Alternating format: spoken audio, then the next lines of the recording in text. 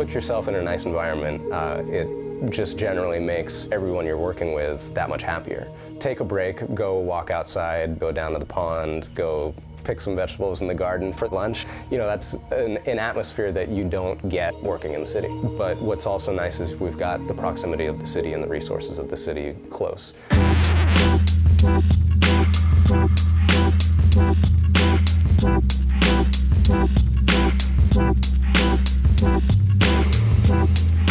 Higher Ground was an interesting story. At the time, we were in the process of getting ready to prep another movie, which was supposed to be the first show out of here. And Higher Ground's director, Vera, happens to live 5 to 10 minutes away from here. She'd been developing Higher Ground for about 2 years, originally just kind of as a producer and to star in it, and then at one point, you know, signed on to direct it. And when she found out that we were just down the road from where she lives, said, well, you know, let's, you know, go check them out and just say hi and see what they're all about. Within a week, we were in pre-production for Higher Ground and financed the movie and got up and running. So everything kind of became very accelerated, and, you know, it was a very fast pre-production process. Working with BCDF on Higher Ground was a wonderful, wonderful opportunity. It reminds me personally of an old Hollywood studio system where you have the facility and you have the rotating crew.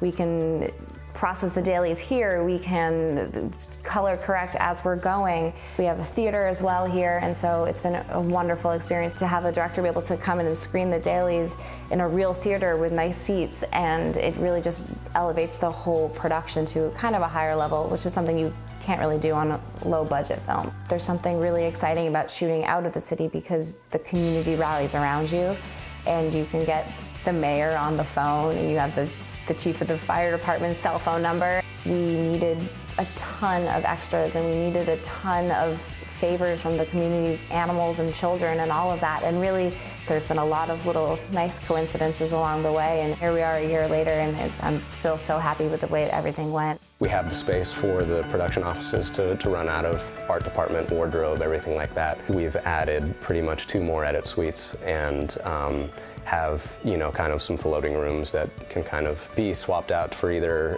video editing or music editing or audio editing.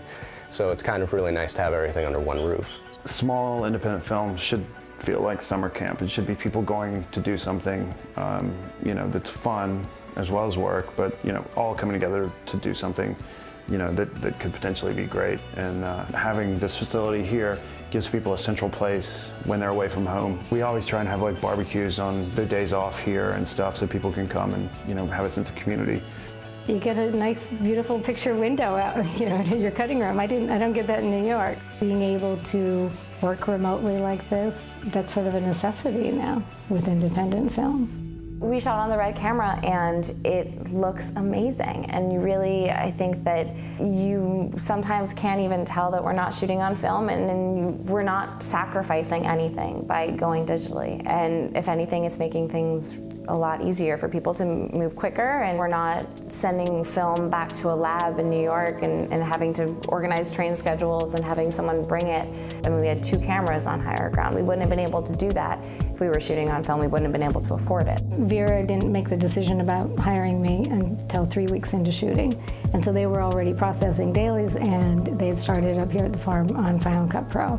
And so I said, well, you know, I need to cut on Media Composer because that's what I know, and that's the system I'm most comfortable with, and really, especially now being 3 weeks behind, that's the system I'm going to be fastest on. I worked with Jeremy really closely on figuring out how we could do the switch and make it seamless and not waste too much time, and really be able to set Colleen up so that she can be the most comfortable she could be once Vera got into the editing room. Media Composer 5 came out right at that time, so we could seamlessly bring in those ProRes files through AMA and be editing with those right away without having to go back and retranscode all of the red media to DNX files. I mean, it was seamless. Worked out perfectly. worked wonderfully. We had a great time with it, and it kind of like exceeded everyone's expectations. It just was a seamless process towards the end. In the last handful of years, Avid has changed dramatically and have really kind of opened themselves up to working with independent filmmakers and smaller production companies that, 5 years ago might not have been able to fully outfit their facility with Avid software and hardware. Whereas today, that's a completely different story. They are changing with the industry, and especially for features, it's pretty much, the go-to software.